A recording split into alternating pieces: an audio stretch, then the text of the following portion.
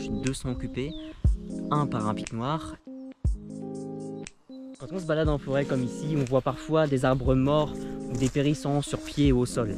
Alors on n'entend parfois dire que ça va être un manque d'entretien de la forêt.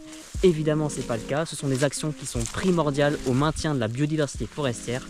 Et c'est ce qu'on va voir dans cette vidéo en s'intéressant aux trames de vieux bois mises en place dans les forêts domaniales.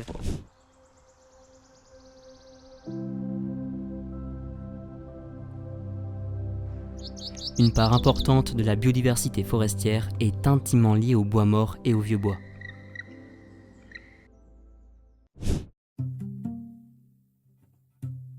Le bois mort au sol est indispensable pour régénérer les sols forestiers et l'humus en apportant de la matière organique recyclée par une microfaune et une microflore discrètes mais essentielles à la vie.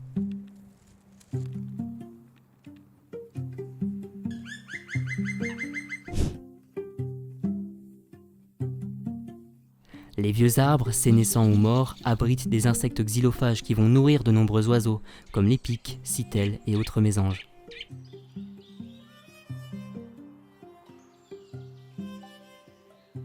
Ce sont aussi les supports de vie de nombreux champignons, des lichens et des bryophytes. Leur bois tendre permet aux oiseaux de forer des cavités pour leur nidification et abrite une biodiversité exceptionnelle.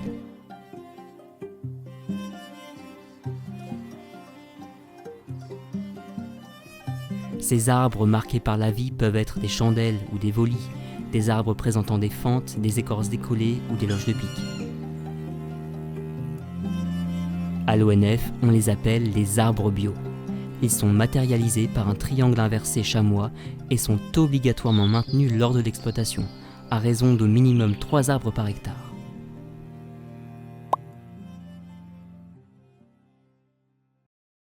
Je suis actuellement en petite prospection dans une futaie de hêtres à Grosbois. On est le soir et, bonne surprise, j'ai repéré des loges de pics noirs dans certains hêtres, donc on va faire un affût et avec un peu de chance ce sera peut-être fructueux.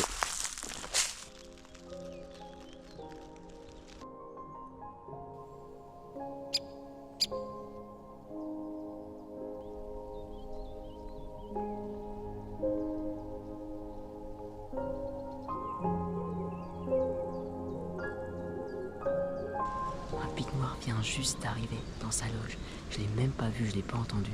Je regardais ailleurs un moment à côté et d'un coup, paf, je le vois, il est magnifique. Là, il est à l'entrée de sa loge, il est trop beau, regardez.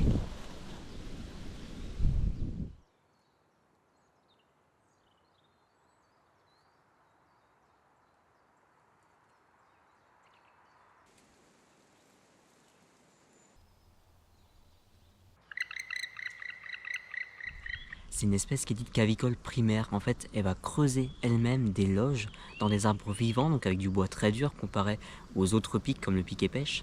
Donc c'est ça qui lui confère un peu sa grande originalité. Et c'est une espèce qui est dite ingénieure des écosystèmes, tout simplement parce qu'elle va creuser des loges et elle en creuse quasiment chaque année. Et du coup, ces loges, chaque année, il y en a des nouvelles et elles vont servir à d'autres espèces, des cavicoles dits secondaires, notamment les pigeons colombins, les chouettes-hulottes ou encore des chiroptères, les chiroptères forestiers, avec beaucoup d'espèces patrimoniales comme l'humérinde de Bechstein.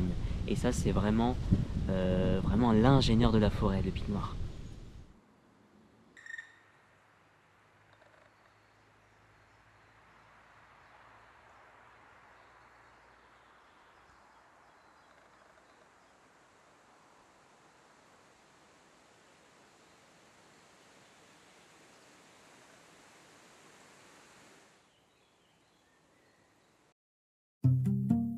Les continuités écologiques et maintenir des habitats en état de conservation favorable, des trames de vieux bois sont nécessaires et sont mises en place.